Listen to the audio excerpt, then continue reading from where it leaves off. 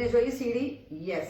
તમે 25 સીડી 60 સેકન્ડ્સમાં જો ઇઝીલી ચડી જાઓ છો બ્રેથલેસ થયા વગર, તો તમારો હાર્ટ એકદમ હેલ્ધી છે. પણ તમે સીડી ચડી ગયા, 1.5 મિનિટ લાગી અને તમે બ્રેથલેસ ફીલ કરો છો, તો તમારો હાર્ટ એવરેજ છે. પણ તમે 60 સેકન્ડ્સની જગ્યાએ 1.5 મિનિટ પણ નહીં, તમે 2 મિનિટ્સ લાગે છે તમને, અને એ પણ તમે બ્રેથલેસ થઈ જાઓ, તમારા ગોઠણ એકદમ દુખે છે, તમારા કાફ મસલ્સ એકદમથી દુખવા લાગ્યા છે, તો તમારો હાર્ટથી બ્લડનો સપ્લાય પ્રોપર થતું નથી અને તમને હાર્ટમાં કંઈક પ્રોબ્લેમ છે, યા તો પ્લેગ છે, યા તો સર્ક્યુલેશનનું ફ્લો પ્રોપર નથી થતું, યા તમારું હાર્ટનું મસલ એકદમ વીક થઈ ગયું છે, જેના લીધે તમે 2 સીડી 25 સીડી ચડી નથી શકતા પ્રોપરલી.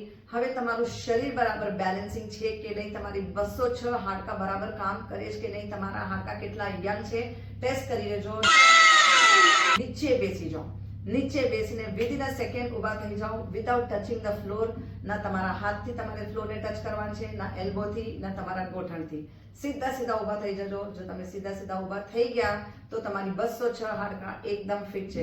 પણ તમે સપોર્ટ આપીને જો ઊભા થાઓ છો તો સમજી જજો કે તમારા હાડકા વીક થઈ ગયા છે.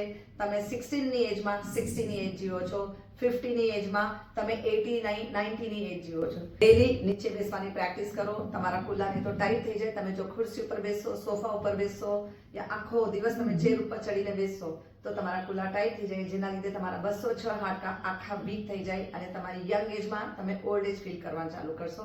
હવે ધ મોસ્ટ ઇમ્પોર્ટન્ટ, તમારું મગજ બરાબર ઠેકાડે છે કે નહીં એ ચેક કરીને જોઈ લો. જો એ રીતે કરીને જો.